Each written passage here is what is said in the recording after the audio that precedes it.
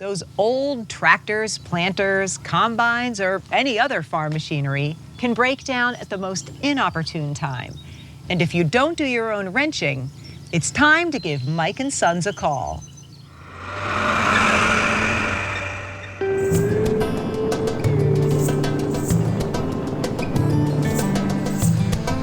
Another day, and another long commute to the office for Michael Greaves.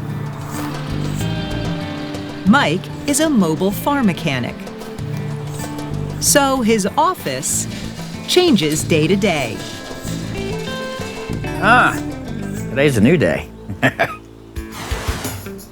While his home base may be in Eastern Shore's Trapp, Maryland, on any given day, he can find himself traveling hours to all parts of Delmarva, including the western edge of Maryland's southern shore.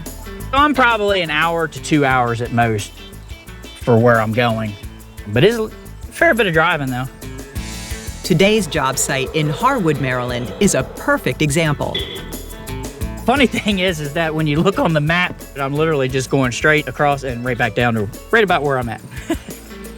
And that puts him back in farmer William Ford's garage, finishing a repair on a 10-year-old tractor.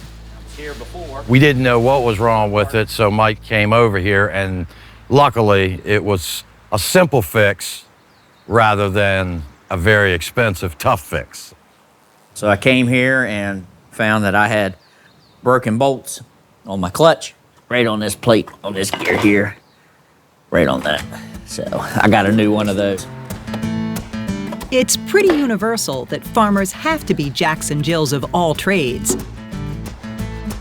But while many larger farms employ full-time mechanics and fabricators to keep their machinery rolling during planting and harvests,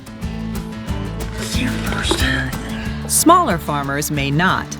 So they will make repairs as best as they can until something beyond their scope hits the fan. There are some things that I don't trust myself or know how to do.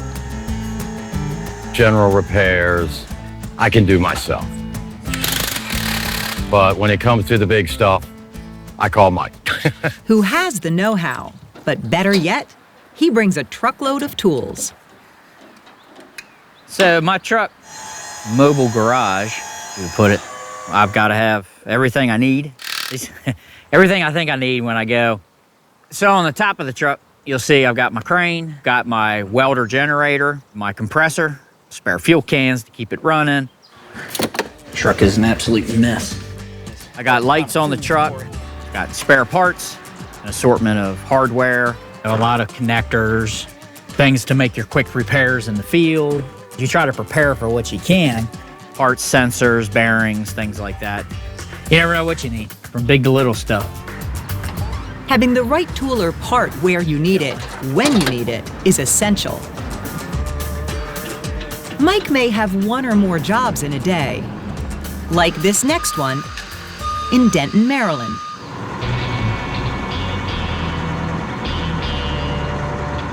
Where he's prepping not one, but two massive combines for the upcoming wheat harvest.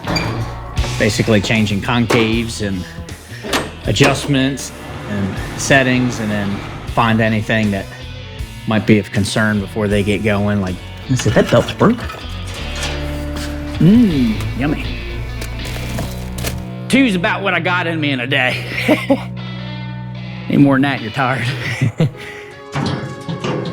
Which is understandable, since these concaves are over 80 pounds each, but they're essential to a plentiful grain harvest.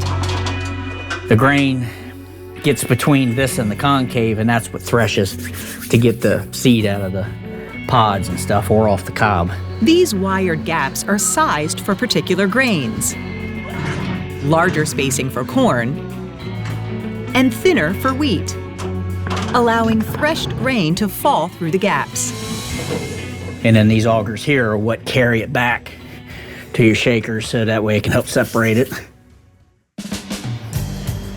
With the concave swapped out, it's time for an overall checkup and some flexibility.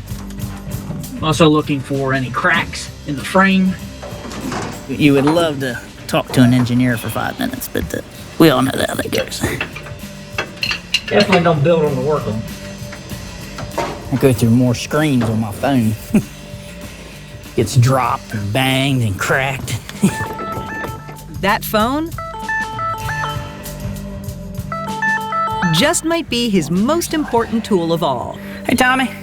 You get a lot of calls throughout the day. You try to help them as far as you can. You got new batteries in that thing, didn't you? Between Mike's laptop and phone, he can search parts, error codes, and can even link to a tractor's control interface. And then take me into your calibrations. They usually need to just devote a confidence that, hey, it's okay if I do this, you know, and you just give them a little nudge and then they're fine. You're not running all season long like this, so you're okay. You get to know these guys. You know, you feel bad for them a lot of times. They get in a bad spot, and so you work with them. I don't plan on doing anything else. This is what I'm good at, I think. So that's what I want to keep trying to do. As long as your body holds out. Thanks for watching Maryland Farm and Harvest. We hope you liked the video. Make sure to subscribe so you won't miss out on future videos. To learn more about our show and watch full episodes, check out mpt.org/farm or just click the link in the description.